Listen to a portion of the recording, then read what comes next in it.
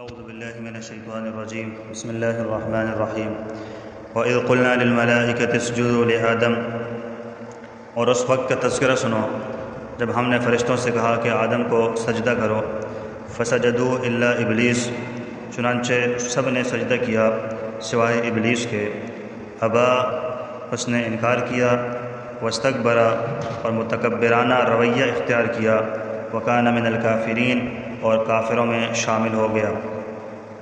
وَقُلْنَا يَا آدَمَ، اور ہم نے کہا آدم، اسکن انت وزوجک الجنہ، تم اور تمہاری بیوی جنت میں رہو، وَكُلَا مِنْهَا رَغَدًا حَيْثُ شِئْتُمَا، اور اس میں سے جہاں سے چاہو جی بھر کے کھاؤ، وَلَا تَقْرَبَا هَذِهِ الشَّجَرَةَ، مگر اس درخت کے پاس بھی مت جانا، فَتَكُونَا مِنَ الظَّالِمِينَ، ورنہ تم ظالموں میں شمار ہوگے۔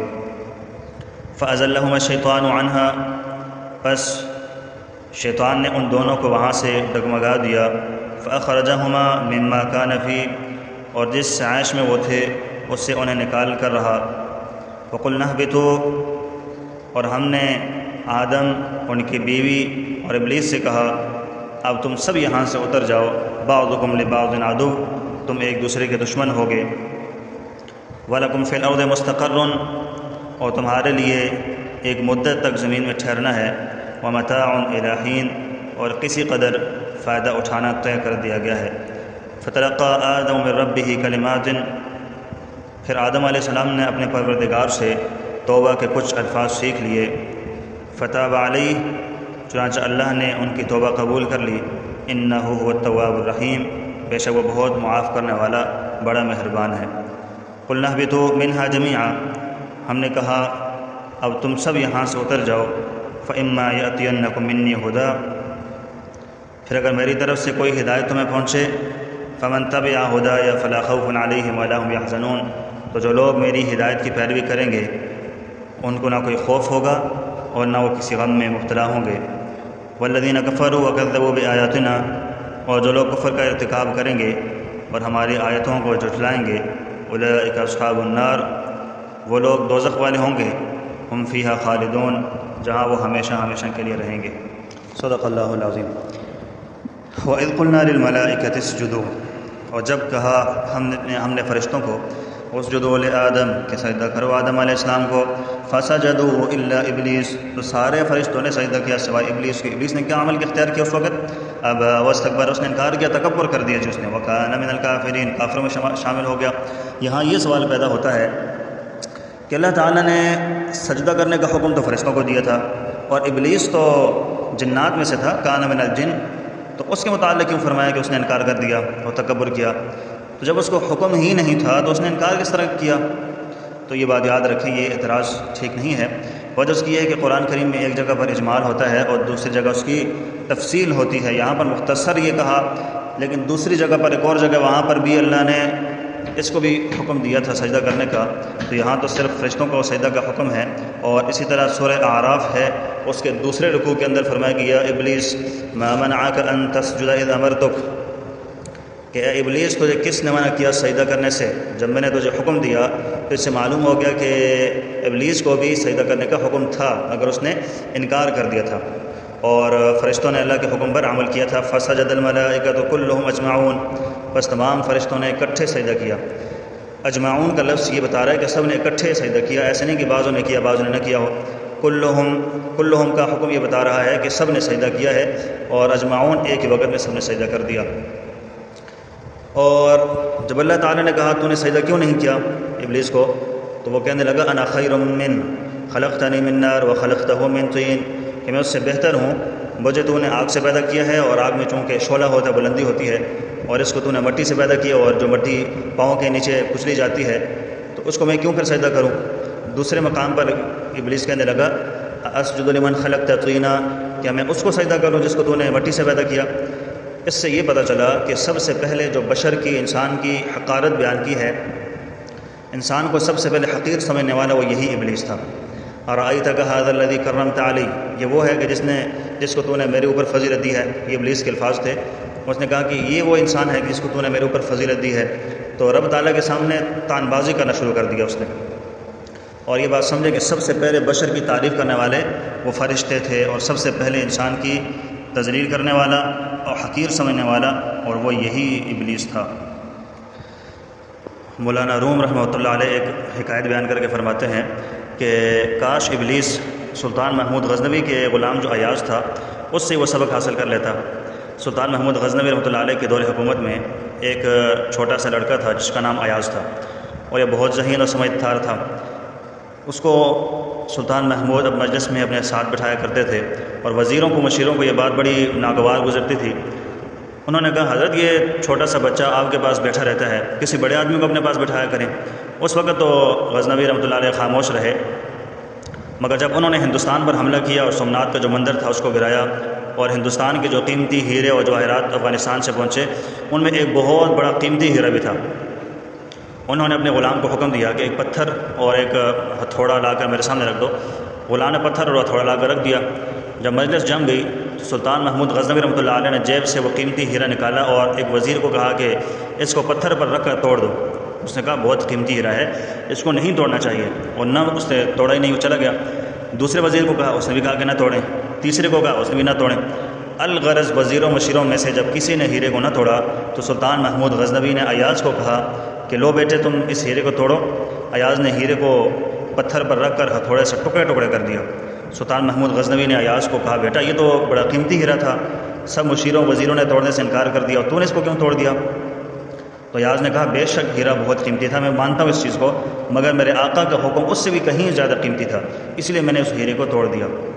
تو مولانا روم رحمۃ اللہ علیہ یہ واقعہ نقل کر کے فرماتے ہیں کہ کاش کہ ابلیس ایاز سے ہی سبق سیکھ لیتا، تو بہرحال وہ سبق کچھ نہ سیکھ سکا۔ وقلنا یا آدم اسکن انت وزوجک الجنہ، اور ہم نے کہا اے آدم آپ اور آپ کی بیوی جنت میں رہو، وَكُلَا مِنْهَا رَغَدًا، اور کھاؤ تم دونوں اس جنت میں سے وسعت کے ساتھ، کشادگی کے ساتھ کھاتے رہو، حیث شئتما، جس جگہ سے چاہو جہاں سے چاہو کھاؤ پیو، کسی قسم کی کوئی پابندی نہیں ہے۔ ہاں البتہ وَلَا تَقْرَبَا هَذِهِ الشَّجَرَةَ، اس درخت کے قریب نہیں آنا، کیونکہ اگر تم نے اس درخت کا پھل کھایا تو فَتَكُونَ مِنَ الظَّالِمِينَ، تو ظالموں میں سے ہو جاؤ گے، ناانصافوں میں سے ہوگے۔ اب یہ کس چیز کا درخت تھا جس سے منع کیا؟ تو تفاسیر کے اندر مختلف اقوال ملتے ہیں۔ یا تو فرمایا کہ انگور اور کھجور کا ذکر بھی آتا ہے، اسی طرح بادام اور املوک کا ذکر بھی آتا ہے، لیکن جو اکثر حضرات فرماتے ہیں کہ وہ گندم کا درخت تھا۔ اب یہاں پر یہ سوال پیدا ہوا گندم کا تو درخت ہی نہیں ہوتا بلکہ گندم کا تو ایک چھوٹا سا پودا ہوتا ہے، تو بات سمجھنے کی ہے کہ یہ معاملہ دنیا کا نہیں بلکہ جنت کا معاملہ ہے، اور جنت کا معاملہ بالکل الگ ہے دنیا سے۔ دنیا میں جو پودے ہوں گے وہ جنت میں درخت ہوں گے، ان کو اس درخت سے کھانے سے پر ابلیس نے اکسایا تھا۔ قرآن کریم میں آتا ہے کہ وَقَاسَمَهُمَا إِنِّي لَكُمَا لَمِنَ النَّاصِحِينَ، ابلیس لعین نے دونوں کے سامنے قسم اٹھانا شروع کر دی کہ میں تمہارا بڑا خیر خواہ ہوں اور میں تو تمہاری بھلائی کی بات کرتا ہوں، تم سے تو بھلائی کی بات کر رہا ہوں کہ اس درخت سے تمہیں اس لیے منع کر رہے ہیں کہ اگر تم نے اس درخت سے کھا لیا تو ہمیشہ ہمیشہ کے لیے تم جنت میں رہو گے۔ اس پر اس نے قسم بھی اٹھا لی۔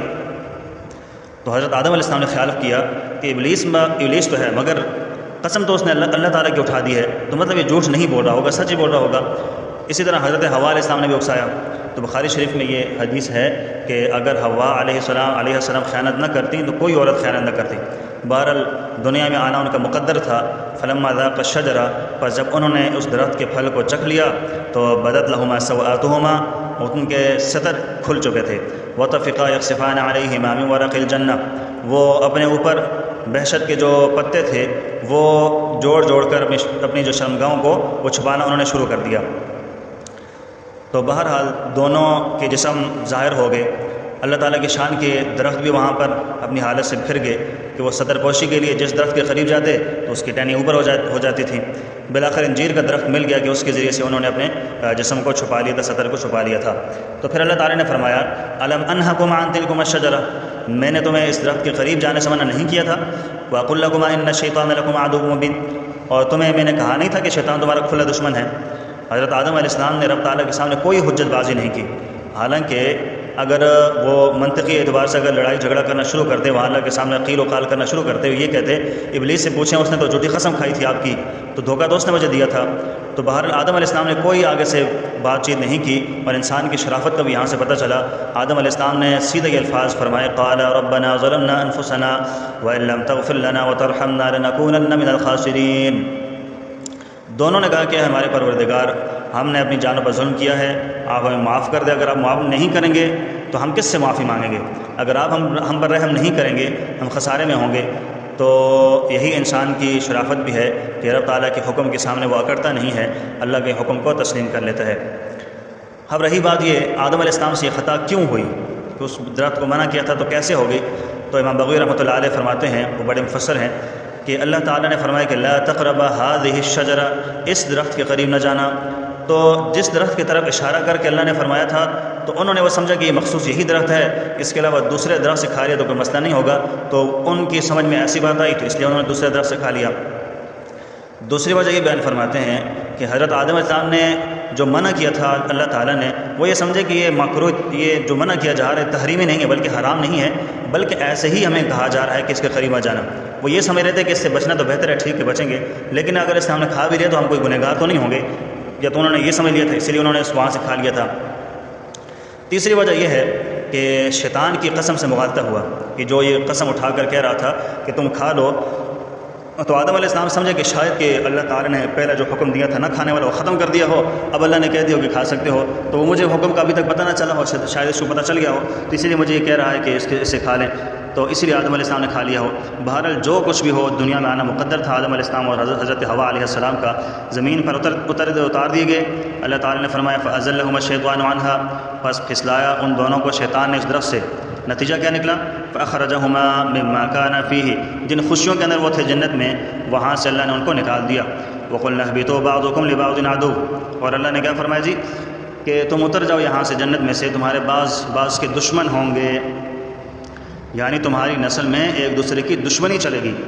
اب یہ بات سمجھانے کی ضرورت نہیں ہے، آج دنیا میں انسان ایک دوسرے کی گردنیں کاٹ رہے ہیں، شمار سے باہر ہیں، تو بہرحال اللہ تعالیٰ نے اس چیز کا تذکرہ بہت پہلے ہی فرما دیا تھا۔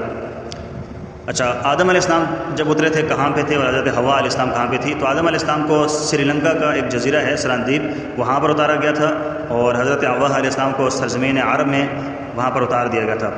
تو بہرحال دونوں ایک دوسرے کو تلاش کرتے رہے یہاں تک کہ میدان عرفات میں آئے، وہاں پر دونوں کی آپس میں ملاقات ہو گئی تھی۔ اور ایک وجہ میدان عرفات کو عرفات کہنے کی وجہ یہ بھی ہے کیونکہ عرفہ پہچاننے کو کہتے ہیں، شناخت کی جگہ ہے، تو آدم علیہ السلام اور حضرت حوا علیہ السلام دونوں کو آپس میں پہچان ہو گئی تھی، دونوں آپس میں ایک دوسرے کو مل گئے تھے، ممکن ہے کہ اس وجہ سے اس کو میدان عرفات کہا جا رہا ہو۔ بہرحال اور بھی کچھ وجوہات ہیں۔ وَلَكُمْ فِي الْأَرْضِ مُسْتَقَرٌّ، اور تمہارے لیے زمین میں ٹھکانہ ہے، یعنی ٹھہرنے کی جگہ ہے، وَمَتَاعٌ إِلَىٰ حِينٍ، اور فائدہ اٹھانا ایک مدت تک۔